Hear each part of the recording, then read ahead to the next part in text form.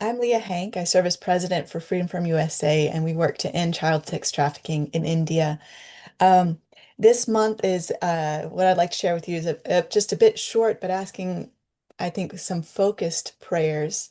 Um, so I shared with you, I think, last month about the transition that was happening within Freedom from India, where Catherine, who's been our national director and carrying things forward very faithfully there, had in a very careful and committed and purposeful way over the past year had just been raising up her successor. And so that transition occurred. They had an all India retreat in July. I think some precious time there. Um, but now the baton has passed to Ashwin Rathod. And so it was a bit sad, a little bittersweet this morning for me. I received a final uh, goodbye email from Catherine, and of course her personal email. And she and I have had some good times of traveling and ministering together. And so I hate not to be able to do that alongside of her any longer. But I did have the time in April to sit together with Ashwin, and we've known each other now for 15 years. He's a faithful man of God, solid and just very, very steady.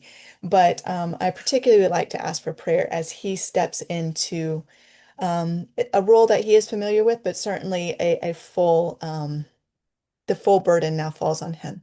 And so I'd like to lift him up specifically in prayer for him, for his family, for their health.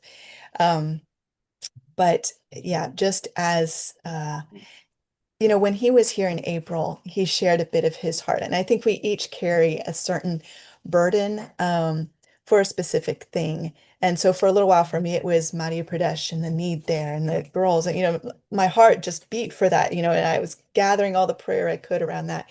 When he was here, he was sharing about um, Bangladeshi girls and how many have been trafficked in recent years to India.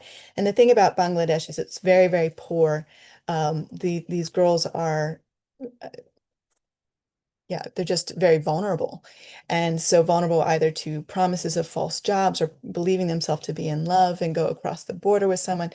And then they're there in India without documents, unable to speak the language, just a true trafficking situation. And so I've noticed in the past couple months the number of victims that we are rescuing who are Bangladeshi, and I see Ashwin's heartbeat at work. And so, I smile when I see that just because I know there's also God's heartbeat. I was sharing a verse with our board yesterday, and it's just talking about in Psalm 146:9, it says that the Lord protects the foreigners among us. He cares for the orphans and the widows, but he frustrates the plan of the wicked.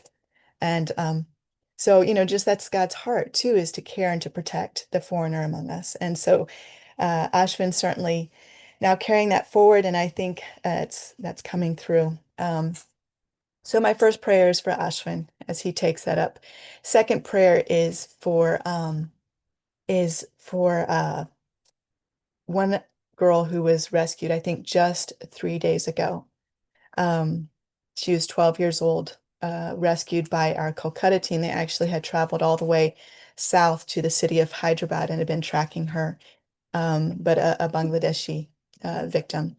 And so at first, the police did not want to file, they rescued her, but they didn't want to file a police case.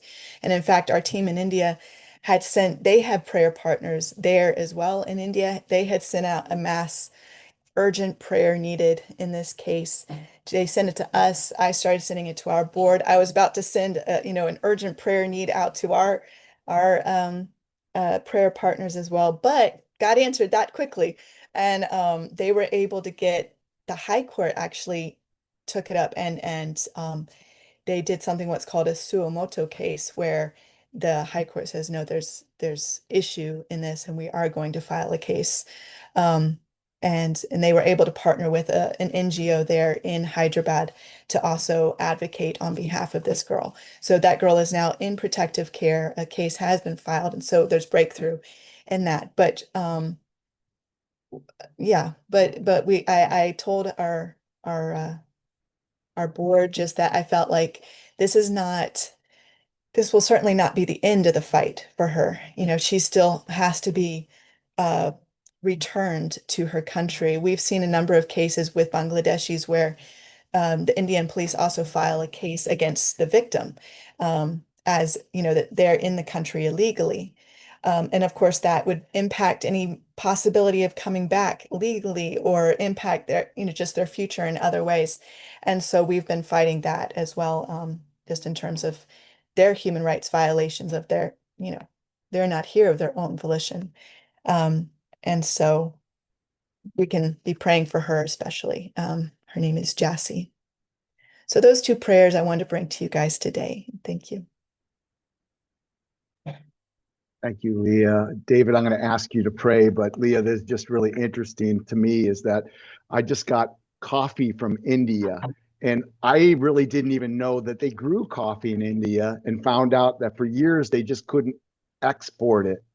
But it's interesting to me as a coffee lover to Oh yeah. enjoy a cup from India. Yeah. Man, and in South India is where they have a lot of the coffee plantation or coffee fields and stuff. And they have a South Indian coffee. It is so good. And they do this special way of like pouring it, you know, 2 feet high in the air, like, you know, into this tiny little cup, and somehow they can pour it directly in, and it infuses it with air and froth and all this, and it's strong and sweet and creamy, and it's just delicious. So it's high elevation in South India. Forgive me, They have I've never, mountains. yeah, In fact, yeah. where our main office is in Uti is in what they call the Nilgiris Mountains. And so there's tea fields and coffee plantations not far from there.